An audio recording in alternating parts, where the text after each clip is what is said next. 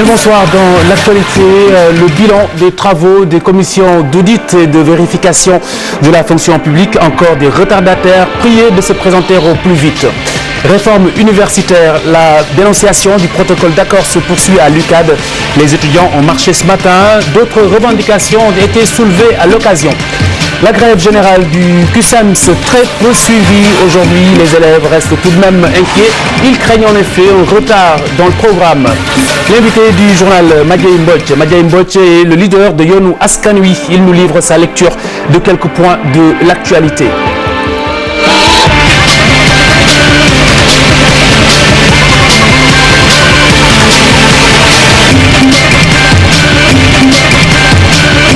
Le projet de loi sur la déclaration de patrimoine, la sphère est limitée, voire insuffisante. C'est l'appréciation du Forum civil selon Birahim Seck. Celle-ci devrait être élargie à d'autres fonctionnaires, ce pour mieux combattre la corruption. Birahim Seck du Forum civil, joint par Dissa Prera. Si vous avez suivi depuis très longtemps les déclarations du Forum civil, on a toujours demandé à ce que les autorités pour la prévention de lutter contre la corruption, de faire des déclarations de patrimoine, mais au-delà de ça également, qu'on ait au Sénégal une loi sur le financement des partis politiques et une loi sur le conflit d'intérêts. Depuis quelques jours, je pense que l'Assemblée nationale est en train d'examiner un projet de loi sur la déclaration de patrimoine. Mais comme on l'a souvent dit, cette déclaration, ce projet de loi est simplement une conséquence du code de transparence dans la gestion des finances publiques qui a été sécrété au niveau de l'UEMOA et qui exige, et ça je le rappelle également à son article 7, qui exige à ce que toutes les autorités publiques, qu'ils soient élus ou bien des hauts fonctionnaires, fassent des déclarations de patrimoine à l'entrée de leur fonction et à leur sortie. Mais on se rend compte que le projet qui est proposé aujourd'hui au niveau de l'Assemblée nationale ne prend pas en charge également toutes les autorités publiques, ne prend pas en charge également tous les élus, ni également tous les fonctionnaires. Parce qu'on se rend compte ici, hormis le président de la République, où sa déclaration est par la Constitution, dans ce projet de loi, il y a simplement le président de l'Assemblée nationale, le premier questeur de l'Assemblée nationale, le premier ministre, les ministres. Et c'est une aberration. Et là où il y a une aberration, c'est au niveau des administrateurs de crédit et les ordonnateurs de dépenses et de recettes qui font des opérations, bien qui assurent des opérations à hauteur de 1 milliard de francs CFA. Et parmi ces différentes autorités, il y a tant d'autres autorités qui ne sont pas prises en charge également dans ce projet de loi. Et on peut citer par exemple le procureur de la République. Le procureur de la République où il y a là-bas un enjeu, il y a des risques également de corruption au niveau du parquet. On n'a pas pris en charge également au niveau des chefs de cour et des tribunaux. Les inspecteurs des impôts qui sont en contact direct avec l'argent du contribuable ne sont pas soumis avec l'argent du patrimoine. Les inspecteurs du Trésor, idem. Les membres du Conseil constitutionnel également ne sont pas soumis, ne sont pas dans ce projet de loi. Et tant d'autres autorités, les comptables publics également ne sont pas pris en charge également dans ce projet de loi. Donc je pense qu'ici, comme l'Assemblée nationale, au niveau de l'Assemblée nationale, il y a le réseau des parlementaires pour lutter contre la corruption qui avait déjà commencé à travailler sur un projet de loi, une proposition de loi sur la déclaration de patrimoine. Je pense qu'ils pourront éventuellement, au niveau de la commission, faire des amendements pour permettre également au projet de loi de prendre en charge ces différentes autorités qui ne sont pas prises en compte dans le projet qui est proposé par le gouvernement. Voilà l'amendement du Forum civil au sujet de ce projet de loi. Et nous parlons des travaux des commissions d'audit et de vérification de la fonction publique.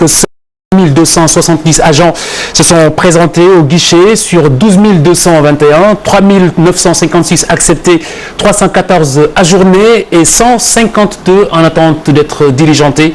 Les retardataires sont du coup priés de se présenter dans les meilleurs délais. Le ministre de la fonction publique était au centre d'une conférence de presse ce matin. Voici le directeur de la fonction publique.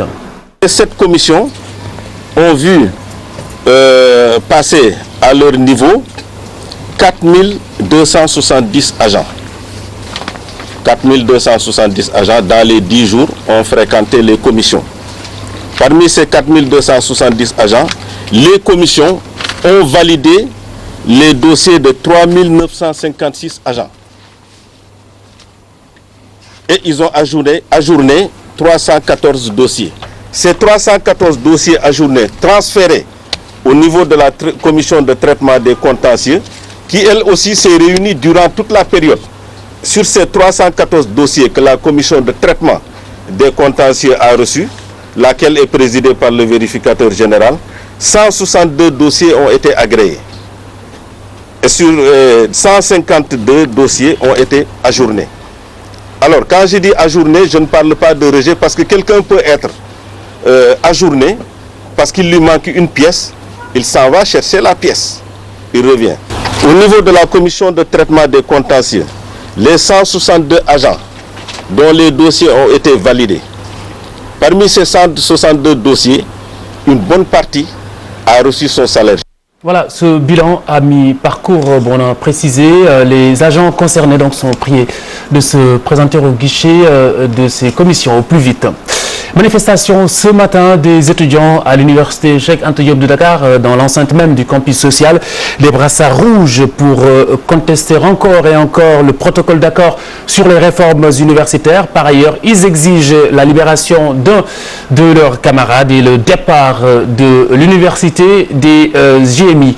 Tierno Laurent Mendy et Nafissatou Silla. C'est avec des brassards rouges que des étudiants de l'université Cheikh Anta Diop ont tenu une marche dans l'enceinte du campus universitaire. Ils revendiquent entre autres la libération de leur camarade Amadou Sow. La libération de notre camarade Dogui, parce que ce camarade a été victime d'une injustice. La division des investigations criminelles était venue pour l'intercepter parce que tout simplement il a décidé de dire non par rapport à ces réformes. Et nous pensons que nous sommes dans un état de droit, que nous sommes dans un pays démocratique, là où la liberté d'expression doit être effective. Et aussi nous exigeons à ce que le camarade Ibou Diouf soit évacué, parce que nous avons contacté les membres de sa famille, ils nous ont dit que depuis lors le ministre n'a fait aucune procédure pour pouvoir l'évacuer. Autre requête, le départ des patrouilles policières de l'université, une présence anormale selon ces étudiants. On s'est dit que étudiants et policiers ne pouvaient pas habiter dans le même espace, mais qu'il y aura lieu de renforcer les agents du COUD, qu'il y aura lieu de renforcer les vigiles affiliés au rectorat pour qu'ils puissent assurer la sécurité universitaire. La présence des GMI, nous avons l'impression que nous sommes à Guantanamo. Or, nous n'avons que nos bics et nos cahiers pour étudier. Nous n'avons pas besoin d'une police répressive. Nous avons même peur d'aller rejoindre nos amphis parce qu'ils sont là armés jusqu'aux dents. Nous n'avons pas de paix, raison pour laquelle nous faisons appel à toutes les autorités. En arpentant les artères du campus, les étudiants n'ont pas manqué de fustiger l'attitude de leurs camarades signataires. Ils se disent tout de même déterminés à résister à ces réformes. Nous disons non par rapport à ces réformes parce que nous avons été tout simplement victimes d'une certaine tromperie et de matoiserie. Nos camarades qui étaient partis pour nous représenter, on leur avait donné une plateforme revendicative bien conçue et précise. Et nous savons qu'ils ont été corrompus. Pour l'heure, Amadou Sow est entre les mains de la police. Ses camarades n'ont pas aussi manqué de souligner la non-tenue de la promesse du ministre de l'Enseignement supérieur suite à la signature du protocole d'accord, comme l'évacuation de Ibou Diouf dans une structure européenne et l'octroi d'une bourse. Peu de succès pour le mot d'ordre de grève générale du QSEMS. Les élèves s'en réjouissent, mais l'angoisse demeure tout de même sur la chance de boucler le programme avant la période des examens. C'est un sujet de Tchernofal et Amina Sow. Dans ce lycée public de Dakar, la majorité des enseignants ont fait cours. Ici, la grève du cadre unitaire des syndicats de l'enseignement moyen et secondaire est peu suivie. Pour la journée du 22 janvier, sur 73 enseignants attendus, il y a 8 qui ne sont pas présentés. Sûrement, ça doit être à cause de la grève, parce que c'est des enseignants qui ne se sont pas signalés, qui n'ont pas déposé d'autorisation d'absence. Au lycée Blaise Diagne de Dakar aussi, juste quelques professeurs ont boudé les salles de classe, mais c'est déjà l'inquiétude pour ces élèves en classe de seconde. Ce matin, on n'a pas fait cours. Notre professeur est en grève. On craint un retard dans le programme parce qu'on a peur. Si les professeurs sont en grève, on a peur qu'on finisse par le programme. Depuis le début de l'année, on n'a pas fait des cours de PC, alors ça c'est pas juste. Nous on est là, nous sommes des élèves et nous voulons étudier. La journée du mercredi 22 janvier est décrétée grève générale par le QSEMS et réclame le paiement des indemnités et le retard des salaires des corps émergents. Sans doute l'épilogue de l'affaire au sujet de l'arraisonnement du navire russe Oleg Naidanov. Le commandant a payé l'amende exigée par les autorités sénégalaises pour pêche illicite. Il a versé en effet 600 millions de francs CFA pour libérer son chalutier. Information RFM.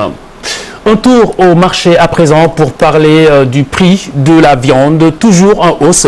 Le kilogramme stagne entre 2200 francs CFA et 2700 francs. Le prix élevé de l'aliment de bétail est à l'origine, selon les vendeurs. S'y ajoute également la rupture des corridors de Bamako et de Nouakchott vers Dakar. Diafaraba Maimouna Ndiaye. La mauvaise qualité de la viande notée ces derniers temps sur le marché, cet éleveur l'explique ainsi. En pareil moment, le Mali et la Mauritanie nous approvisionnaient en bétail, mais actuellement, ils sont plus présents en Côte d'Ivoire qu'ici au Sénégal. C'est ce qui fait que le prix de la viande coûte toujours cher. Autre facteur, la rareté de la nourriture destinée au bétail. Le bétail est aujourd'hui mal nourri, tout est cher, c'est pourquoi la viande n'est plus tendre comme avant. Mais on conseille aux ménagères, il suffit juste d'enlever le film qui recouvre la viande avant la cuisson. Conséquence, le prix de la viande varie en fonction des parties. On n'a presque plus de bénéfices. Le prix du kilogramme de viande varie entre 2200 et 2500. Tout dépend du choix du client. Faux filet, escalope, entre autres, c'est des parties à des prix aussi différents. Pour certains clients, cela importe peu. L'essentiel, c'est de trouver une viande tendre. Le prix du kilogramme de viande varie, c'est tout à fait normal. C'est à l'acheteur de choisir la bonne partie pour une meilleure qualité. Les ménages devront encore débourser plus pour avoir la viande de qualité, le temps que la Mauritanie et le Mali nous envoient leur bétail. 130 millions de francs CFA au Dara de Koki, une perche de l'État du Sénégal qui envisage d'équiper davantage l'Institut islamique qui accueille 36 000 talibés. Le ministre de l'Éducation a rendu visite à cette école coranique. Voici les sports.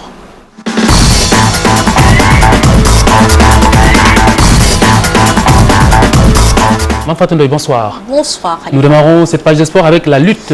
À Pékin, des voix s'élèvent toujours pour protester contre la construction de l'arène nationale au Technopole, le MP3, mouvement Pékin par les Pékinois, a tenu un point de presse cet après-midi au stade complexe Léopold Sédar Senghor de la localité, rejetant toute idée de corruption d'un de ses membres. Mapenda Faye, coordonnateur du MP3, persiste à penser que la priorité pour la ville de Pékin n'est pas la construction d'une arène nationale. Nous l'écoutons au micro de Charti Dianjan. L'MP3 est un des mouvements qui sont levés pour lutter contre l'implantation de l'arène nationale sur le site du Technopole. Je pense que le débat a été ressuscité par le ministre, par les communicateurs, par les lutteurs. Et aussi, il y a une rumeur qui circule comme quoi il y a des Pékinois, qui luttaient contre l'arène, qui ont été reçus par les autorités. En négociation, ils ont reçu de l'argent. Donc nous voulons préciser que nous, MP3, nous n'avons rencontré aucune autorité de quelque bord que ce soit pour négocier de quoi que ce soit. Nous n'avons aussi reçu rien du tout et nous ne le ferons jamais parce que Pékin n'est pas à vendre. Si nous sommes entrés dans ce combat-là, c'est pour l'amélioration de notre cadre de vie, l'amélioration des conditions de vie des populations. Et nous demeurons convaincus jusqu'ici que l'arène nationale n'est pas une priorité pour Pékin. Nous reviendrons plus en détail sur ce point de presse avec Chartidiane John. Mamadou Kasséane sollicite l'aide des autorités du pays pour préparer sa saison 2014 avec en perspective les Jeux Olympiques de 2016. Le meilleur sportif sénégalais soutient que 2013 a été évidemment sa meilleure saison avec cette participation à une finale mondiale. Nous écoutons le spécialiste du 400 mètres interrogé par Abdelaziz Khan. Au début, c'était difficile. J'ai failli arrêter ma saison tout. Mais Dieu merci, j'ai continué et j'ai remporté beaucoup de courses, beaucoup de trophées. Donc je pense que c'est ma meilleure saison. En 2012, j'avais une bourse française. Donc en 2013, ils ont coupé ma bourse. Donc j'avais plus de bourse. Donc je me débrouillais avec mes moyens et à l'aide de mon entraîneur aussi. Donc Dieu merci, je me suis engagé et j'ai terminé ma saison. Donc je lance un appel aux autorités. Donc, parce que jusqu'à présent, je n'ai pas de bourse, j'ai rien. Donc, et la saison vient juste de commencer. Et je commence les compétitions le mois de mars. Donc je lance un appel à toutes les autorités de m'accompagner. Les prochaines séances, ça sera d'abord les interclubs et les Diamond League. Les Diamond League et les championnats d'Afrique qui arrivent bientôt et la Coupe du Monde. Voilà les perspectives de KCA. On parle de handball, malheureusement déception pour nos deux équipes. On parle bien sûr de ces championnats d'Afrique. Nos deux équipes nationales éliminées désormais de la compétition au stade des quarts de finale. Les Lions viennent d'être largement battus, 44-29 par le pays hôte de la compétition, l'Algérie. Le score est moins lourd du côté des dames, battu tout de même par la Tunisie, 31-27. On revient chez nous pour parler de football. L'union sacrée décrétée autour de l'AS Saloum. Pape Ibrahima Faye lance un appel au fils du terroir. Un coup de main financier car le club traverse actuellement des difficultés. Nous écoutons le cri de cœur du coach de l'AS Saloum. Il a toujours été des problèmes. Lorsque j'étais footballeur au Mbossé de Kaolack, c'était des problèmes. L'ASC se déplace souvent difficilement. Mais il faut aussi saluer alors le professionnalisme ou bien le courage du président sortant, Bouna Medjei, au stade Amitié, au stade Léopold Sédar Senghor, au centre d'accueil. Là, c'était pas mal. Mais il arrivait des fois aussi que l'équipe se regroupait difficilement dans les autres zones, donc dans les quartiers de Dakar. On demande de mettre la main donc à la pâte, de mettre la main dans l'équipe, d'essayer de nous mettre dans les conditions optimale pour vraiment devenir une équipe professionnelle et pour devenir une vraie équipe de football. Coupe du Monde 2014 dans les coulisses, si on peut dire, la FIFA a accordé 13 accréditations à la presse sénégalaise. Un dossier imputé à l'ANPS, l'Association nationale de la presse sportive, par la Fédération sénégalaise de football. 10 donc pour la presse écrite et 3 pour les photographes. Le délai rigueur pour l'accréditation à cette Coupe du Monde est fixé jusqu'au 31 janvier prochain, indiqué Mamadou Koumé, président de l'ANPS, précisant que c'est aux rédactions de faire la demande et de prouver qu'elles mettront dans de bonnes conditions leurs reporters pour la couverture de cet événement sportif.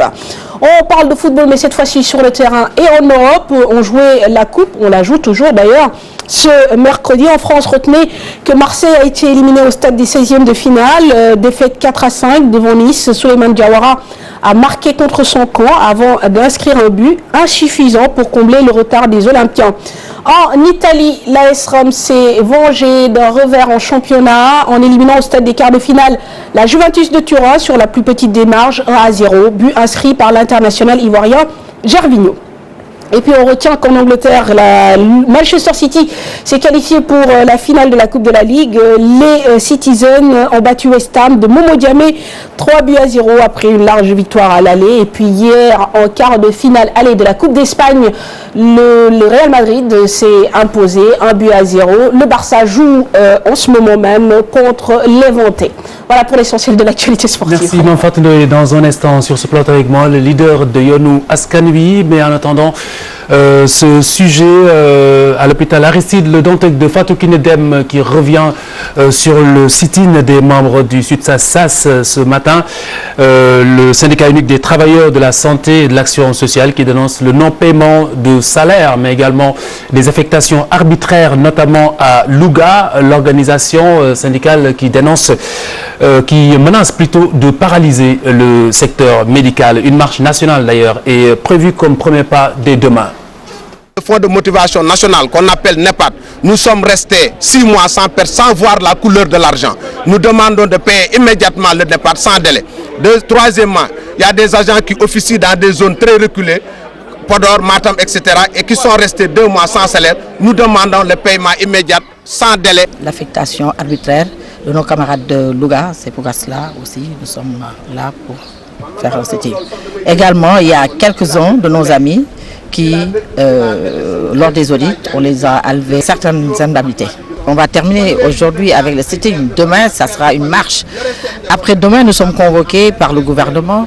Donc, après cela, nous allons évaluer pour voir exactement ce qu'on fera. Et puis, très rapidement, le ministère des Mines et de la Banque mondiale qui ont passé à la loupe le code minier au Sénégal. La rencontre s'est tenue ce matin. Sur l'intérêt de cette rencontre, justement, le directeur des Mines et de la Géologie. Nous avons un rapport avec la Banque mondiale organisé cet atelier de restitution de l'étude portant sur le cadre légal et fiscal du secteur des mines. C'est une étude globale qui comporte à la fois un volet institutionnel et un volet légal et fiscal. Les recommandations aujourd'hui présentées par le cabinet d'études qui a été sélectionné portent donc sur le volet légal et fiscal. C'est une initiative qui a été prise par l'État du Sénégal pour qu'on arrive à une révision de notre code minier. Vous vous rappelez bien qu'à l'issue de la commission de révision de revue de la convention minière qui avait déposé son rapport l'année dernière, Monsieur le Président de la République avait donné instruction à ce que toutes les recommandations soient appliquées. Et l'une de ces recommandations, c'est la révision du code minier. Il nous s'agira aujourd'hui de partager avec l'ensemble des acteurs, l'industrie minière, les collectivités locales, les organisations de la société civile, toutes les parties prenantes pour qu'on essaie d'évaluer maintenant les réformes à apporter à ce code. Avec moi sur ce plateau, Madiaye Mbodj, le leader de Yonu Askan Wi, parti politique, membre de Benno Bokk Yakaar, mais qui revendique également sa liberté d'expression, sa liberté de ton. Monsieur Mbodj, bonsoir. Bonsoir et bonsoir à tous les auditeurs, toutes les auditrices. Alors nous choisissons ce soir quelques morceaux de l'actualité nationale. Vous nous apportez votre lecture. D'abord, comment votre formation politique a apprécié le nouveau tournant dans l'affaire Aïda Diong? Nous estimons qu'il est important de donner un signal fort aux citoyens sénégalais pour que justement il y ait un vrai changement de mentalité, de comportement dans ce pays. Et cela veut dire quoi? Cela veut dire que ceux qui aujourd'hui traitent des casseroles pour avoir détourné de l'argent, en tout cas supposé avoir détourné de l'argent, on doit mener la guerre jusqu'au bout contre ces gens-là pour qu'on puisse dissuader définitivement tous les Sénégalais de penser que c'est cela la voie. Il faudrait donc au-delà d'Aïda Diong, nous, ce qui nous importe, c'est comment faire en sorte que le pays soit sur les rails, qu'on sache que ce pays nous appartient à tous et à toutes et que personne n'a le droit de s'amuser avec les milliards de ce pays. On doit les utiliser pour résoudre les problèmes concrets et non pour les mettre dans les poches de quelques personnes. Très bien. Alors, juste rappeler que Aïda Diong bénéficie tout de même de la présomption d'innocence. Alors, l'autre tournant dans cette affaire, c'est bien entendu la menace de ses avocats ou l'annonce d'une plainte contre le procureur de la République. Comment vous situez cette plainte ou l'annonce de cette plainte par rapport au droit à l'information de l'opinion? Oui, je crois que le droit à l'information aussi est un droit garanti par la Constitution. C'est extrêmement important. Cette affaire n'est pas encore en instruction, parce que le procureur a bien précisé que cette affaire est différente de l'affaire du plan Jahaï. Il a un devoir d'opinion, un devoir d'informer l'opinion sénégalaise. Je crois que c'est ce qu'il a fait. Maintenant, les avocats sont libres de porter plainte à la justice d'arbitrer. Mais nous estimons en tout cas que le peuple sénégalais a le droit de savoir comment 47 milliards peuvent se retrouver dans le compte de quelqu'un et comment cela a pu se faire pendant des années comme cela, pour que justement on puisse faire la lumière et en sorte que demain, personne, Aïda Diong ou une autre personne, ne soit dans les conditions d'accomplir un tel forfait. Cela est inacceptable dans un pays qui se dit sous-développé. Présomption d'innocence, une nouvelle fois. Absolument, présomption d'innocence. On revendique la présomption d'innocence, mais ça ne veut pas dire qu'on est contre le devoir d'information pour l'opinion sénégalaise. Bien entendu. Alors nous avons à présent ce projet de loi sur la déclaration de patrimoine. Vous avez suivi sans doute l'appréciation du Forum civil en début de journal. Est-ce que vous partagez cet avis de Birahim Seck du Forum civil globalement? Oui, nous pensons que c'est de notre point de vue, ce n'est pas maintenant que nous l'exprimons. Pour nous, la déclaration de patrimoine doit avoir un champ suffisamment large pour couvrir l'ensemble des personnes qui gèrent des deniers publics, surtout à un certain niveau de responsabilité. Il faut que ces personnes fassent effectivement l'objet d'une déclaration de patrimoine. C'est important. Deuxième importance, c'est aussi que cette déclaration doit être rendue publique effectivement. Troisièmement, pour nous, il faut aussi que les personnes qui font une déclaration de patrimoine à l'entrée, mais fassent aussi une déclaration de patrimoine à la sortie, pour qu'on puisse voir le chemin parcouru entre les deux, qu'est-ce qui s'est passé. Cela nous semble des mesures importantes et qui participent effectivement de l'état de droit, de la transparence et de la bonne gouvernance. Alors, le plan Sénégal émergent, est-ce que vous pensez que c'est la solution pour sortir le Sénégal de l'ornière? Nous ne le croyons pas, parce que pour nous, le plan Sénégal émergent n'est pas en rupture avec ce qu'on a connu depuis 1979 dans ce pays, et les plans d'ajustement structurel dictés par les institutions comme le FMI, la Banque mondiale, le Club de Paris, etc. Parce que justement, nous prenons ce que nous appelons le plan Sénégal indépendant pour la prospérité partagée. Nous ne sommes plus à l'époque de Sékou Touré où il fallait choisir entre être indépendant et pauvre ou bien soumis et prospère. Nous disons on peut garantir la prospérité dans ce pays. Il y a de quoi effectivement créer la richesse dans ce pays, mais la partager. Et s'ouvrir également à l'ère de la mondialisation. Absolument. Et s'ouvrir à l'ère de la mondialisation, faire profiter à notre pays de toutes les possibilités qu'offrent aujourd'hui les technologies de l'information et de la communication, toutes les possibilités qu'offre ce pays. Notre Sénégal n'est pas pauvre, je suis désolé de le dire, notre pays n'est pas pauvre, on le voit tous les jours d'ailleurs, avec tous les milliards qu'on raconte par-ci par-là. Il y a de la richesse dans ce pays, il faut faire confiance aux Sénégalais et aux Sénégalaises, il faut effectivement faire un changement de comportement, de mentalité, pour que les richesses de ce pays, les ressources humaines de ce pays puissent être au profit de la majorité des Sénégalais et des Sénégalaises. C'est pourquoi nous parlons de plan Sénégal indépendant pour la prospérité partagée. Alors, le plan Sénégal émergent, un œuvre d'échec de Yonou Yokoté que vous avez vous-même soutenu, c'est l'appréciation de certains détracteurs, pour ne pas dire certains opposants. Qu'est-ce que vous en pensez? Bon, nous ne pensons pas que Yonou Yokoté ait échoué. C'est un plan qui est en œuvre. Il faudra peut-être au bout du mandat du président évaluer s'il y a échec ou pas. Mais nous sommes membres de ce que nous appelons la majorité populaire et citoyenne, actrice du 25 mars. Ça va au-delà de la majorité présidentielle, de la majorité gouvernementale. Nous pensons qu'aujourd'hui, c'est le peuple sénégalais qui a voulu le changement. Nous avons participé à ce changement, nous l'assumons. Mais dans le cadre de cette majorité populaire et citoyenne, nous le disons, nous sommes ensemble, mais nous ne sommes pas les mêmes. C'est pourquoi nous avons un devoir de vigilance, un devoir de critique pour garantir les intérêts fondamentaux du peuple, pour que les engagements pris devant le peuple soient des engagements respectés. C'est cela notre raison d'être. Et en même temps, nous essayons de créer les conditions pour faire triompher notre propre projet de transformation sociale. Et c'est autour de ce projet de transformation sociale que nous articulons le plan Sénégal indépendant pour la prospérité partagée avec la perspective du panafricanisme socialiste. Alors, quelle analyse votre parti Yonou Askanui a fait des bisbilles supposées entre le Premier ministre et le Président de la République?